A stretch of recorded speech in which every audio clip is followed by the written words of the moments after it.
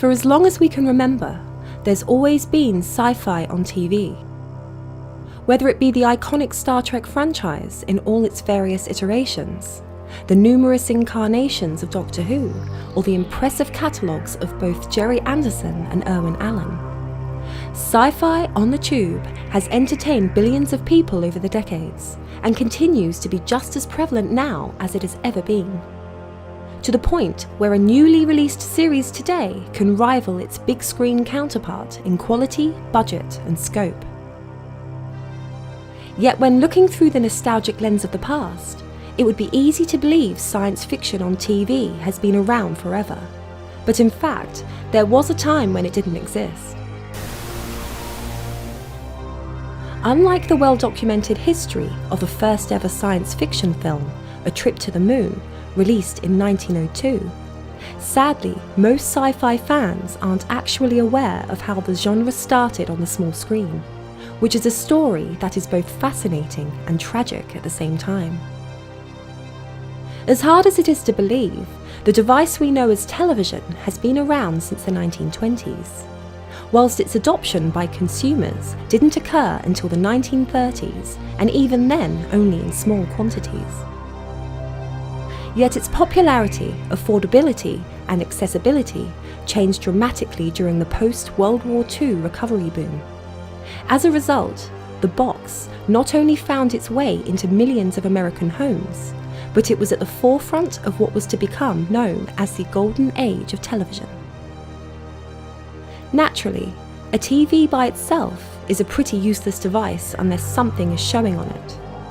As a consequence, both new and existing radio studios, who had since adopted TV programming as part of their repertoire, quickly created a vast array of new content to fill the airwaves.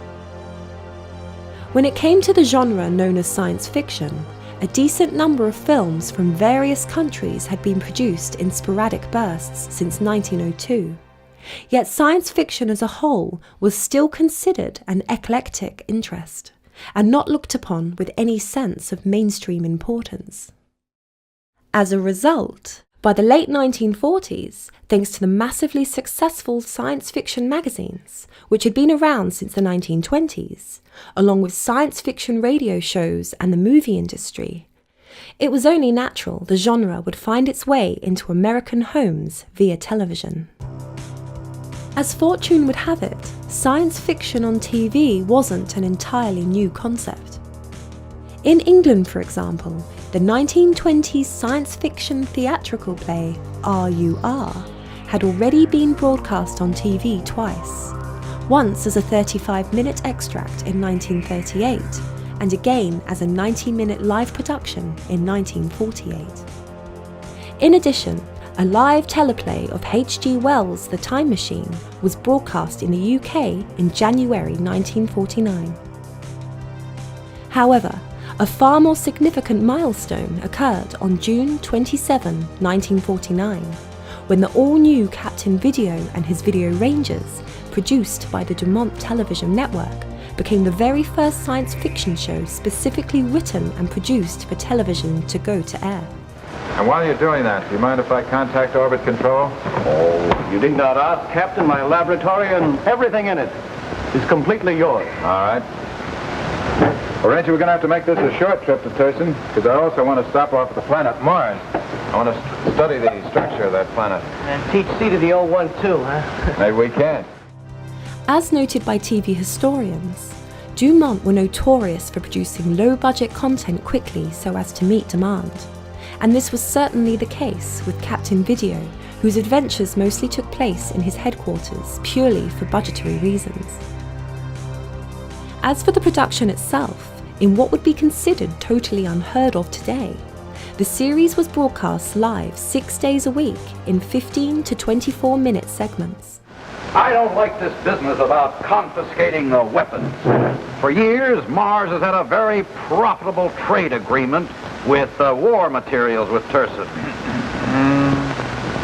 I withdraw the statement.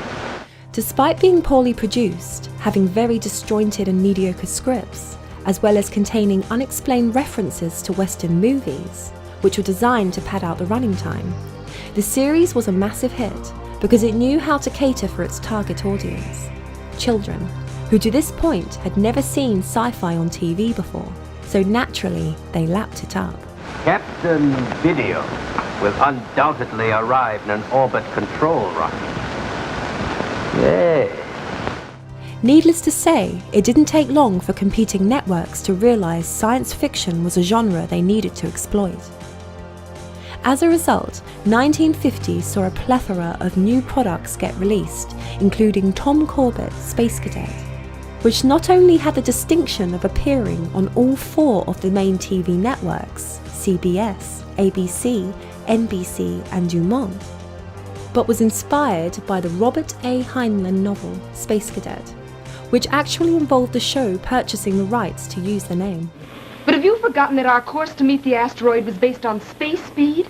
By increasing our speed, you changed our trajectory. We'll never reach the asteroid within 1,000 miles. To say nothing of the fact that we can't maneuver even if we do intercept our target. Alongside Tom Corbett was ABC's production of Space Patrol. Unlike its contemporaries, this series was outfitted with a sizable budget, which allowed for bigger sets and impressive special effects. Moreover, despite the target audience being children, the series creators were consciously aware adults were also watching too. As a result, Space Patrol featured a distinctly handsome leading man, along with attractive women in supporting roles. Nobody but the 2 of us. Who are you? How did you get in here? What do you want? You're not a Space Patrol. Another unique and somewhat unorthodox feature of Space Patrol was its broadcast schedule being in 2 time formats. The 15-minute version, which was a format carried over from radio plays, was produced during the weekday, whilst the longer 30-minute version occurred on the Saturday, all of which were broadcast live. After 2 years, and while still appearing on TV, both Space Patrol and Tom Corbett were produced as radio shows utilising their respective TV casts for each. Alongside Captain Video, Tom Corbett and Space Patrol was yet another children's adventure show, Buck Rogers. Unlike its compatriots, Buck Rogers at least had a long and successful history both in comic book and movie serial form. Unfortunately, this success didn't translate well to the TV medium, and as a result, the 30-minute show only lasted 36 episodes. Wait a minute! Yes? Now cut out all this play acting and tell me what's going on here. Abner Thorne, the inventor, has died and left a secret formula for the manufacture of platinum in his safe at Thorne Manor. What's more, his will containing the combination to the safe is to be read tonight. So? So it's absolutely essential to the economy of the world that that secret formula be registered immediately with the Science Council. Likely reasons for the show's failure have been attributed to the small budget used to produce it, which, much like Captain Video, saw Buck constantly stationed in a secret laboratory to keep the show's costs down, whilst behind the scenes, the regular cast changes certainly would not have helped. As it is, Buck himself was portrayed by 3 different actors, whilst Wilma Deering experienced 2 actress changes. As a result of all this new material being created, in 1950 alone, there were 4 different science fiction adventure series aimed at children being broadcast at the same time. By the early 1950s, Captain Video, the series which had launched science fiction on TV, found it was under serious threat from its competitors. Consequently, it was forced to up its game in the form of using scripts written by highly distinguished science fiction authors in an attempt to boost the intellectual and imaginative level of the stories. I guess there just ain't nothing else we can do. Well, there may be, but sacrificing the Ranger's life isn't one of them. Hello, Everett. Hello, Everett. Yes, Captain. Look, Everett, I'd just like to warn you. If you do not keep your word, if you should happen to harm the Ranger, and believe me, I'll never rest until I've made you pay for it 1,000 times over. With the science fiction genre now firmly entrenched on American TV screens, 1953 saw the premiere of a number of new shows in addition to those already in production. First was The Secret Files of Captain Video, a spin-off from the parent series which only aired on Saturdays. Following on from the unsuccessful Buck Rogers was another American icon, Flash Gordon. Yet unlike the original comic series, which saw Flash, Dale and Zarkov visiting Mongo, this time they were part of the Galactic Bureau of Investigation, travelling the galaxy in their ship, the Skyflash. What do you make of it, Dale? Recognize any of the metals in that alloy? It has a tractor-seal base, but there are about 7 other elements which I can't identify. Tractor-seal? That's a metal that's found on Saturn, isn't it? Yes. In small quantities on Pluto and Uranus. That narrows its origin down to 3 possible planets. Despite being well received by audiences, ultimately it suffered the same fate as its compatriot, in only having a short run before cancellation. However, unlike both Buck and Flash, who didn't adapt well to the small screen, Superman, who was yet another iconic comic figure from the 30s, had a much better time of it. Yes, it's Superman, strange visitor from another planet who came to Earth with powers and abilities far beyond those of mortal men. With the adventures of Superman experiencing a very successful TV run from 1952 to 1958, mainly because it catered for a broader market. Yet not all TV shows were being created and broadcast nationally, with some being produced by local studios for viewing in selected cities. One of these was Captain Zero, which was inspired by both Buck Rogers and Flash Gordon. Rather interestingly, the series featured a time machine which allowed the titular character to visit different eras in the past to correct issues with history. Now look, Jet.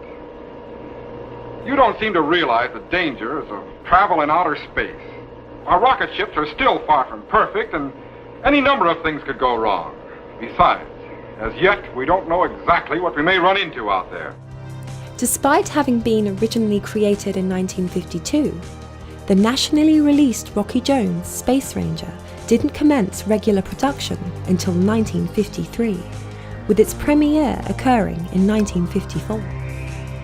Please, Mr. Secretary, assign me as navigator. Do you know exactly what Rocky's mission is? Yes, sir. Carrying the space ambassadors to the Interplanet Peace Conference. Vina, this mission involves the greatest responsibility. I realize that, sir. The passengers are the top diplomats and scientists in our solar system. Unlike many of its forerunners, Rocky Jones was a pre-recorded series which not only allowed it to feature a high degree of production quality, but also allowed the episodes to be re-edited and released as TV films. Unfortunately, due to the likely high cost of producing the series, mainly the special effects, it only lasted 1 season. With the title sounding eerily similar to Rocky Jones was the weekly series Rob Brown of the Rocket Rangers, starring famous actor Cliff Robertson. Directly inspired by Tom Corbett, the series hired the same director and writers from that series, which actually resulted in a legal lawsuit being issued between the production networks due to the similarities of the 2 shows.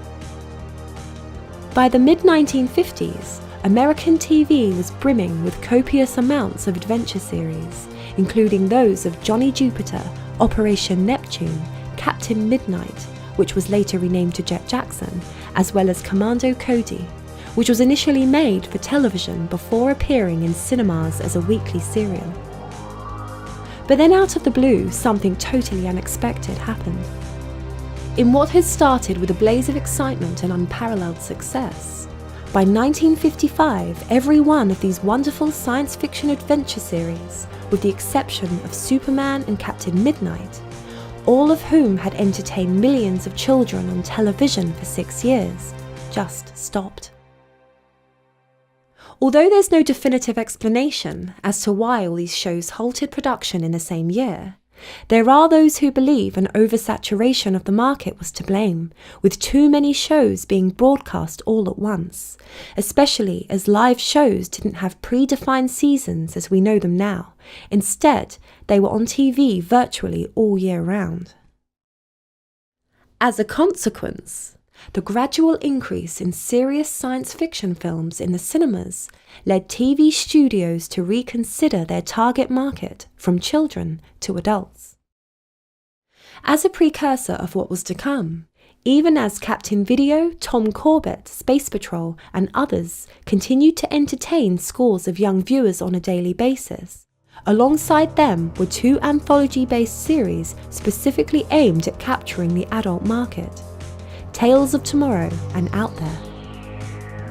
Despite their production runs being relatively short, the most significant aspect of these series was that their self-contained stories were written by both notable and up-and-coming authors. As a result, they soon proved the future of science fiction on TV was the anthology format. Thou art more fair. Stop it, let me buy it. I wouldn't hurt you. You've turned your face from me. And when you spoke of me, it was in anger and fear. But I felt only love. Just love? In what could almost be considered a literal changing of the guard, just as all the children adventure series were wrapping up in 1955, a new anthology series called Science Fiction Theatre commenced the start of its 3-year run. However, unlike Tales of Tomorrow or Out There, Science Fiction Theatre was more attuned to actual science rather than fiction, and as a result the series often focused on the work of real scientists, inventors and technological innovations, which had a profound impact on the audience who were bedazzled by all these fantastic developments. I call it my benevolent bomb. I've combined green chloroplasm, the stuff which is the very essence of our plant life, with plutonium to explode over the desert. A fallout of ash consisting entirely of radioactive chloroplasm would mingle with the desert sands and with, a minimum of irrigation. Make the arid land fertile. Don't you see? It would give us something to point to say, look, we use this great force for creation by creating an age of plenty. With this in mind, similar-based science fact shows also started to appear in the form of The Man and the Challenge and Men into Space. Finally, in 1959, TV science fiction celebrated its illustrious 10th birthday. Yet so much had changed within this 10-year period, it was as if the genre had grown from birth to adulthood. In addition, this year saw the release of a new series called The World of Giants, which would effectively be retooled and rebranded years later as Land of the Giants by Irwin Allen. But perhaps of greater significance was that the television medium was now a prime fixture in American homes, and as a result the quality of content had improved immeasurably. But this newfound success had come at a cost, as all the groundbreaking science fiction TV material created in the early years was not only consigned to just being a footnote in history, but also complete obscurity, as many of these programs are now presumed to be lost. Yet in what could be considered a bizarre twist in both irony and serendipity, 10 years after the poorly produced, low-budget yet groundbreaking premiere of Captain Video and his Video Rangers, 1959 saw the release of 2 brand new science fiction anthology series. One of whom was One Step Beyond, which lasted for 3 years, whilst the other was a new series which would not only bring TV science fiction into the mainstream, but would be revered for generations to come. Yes, this was The Twilight Zone. And the rest, as they say, is history.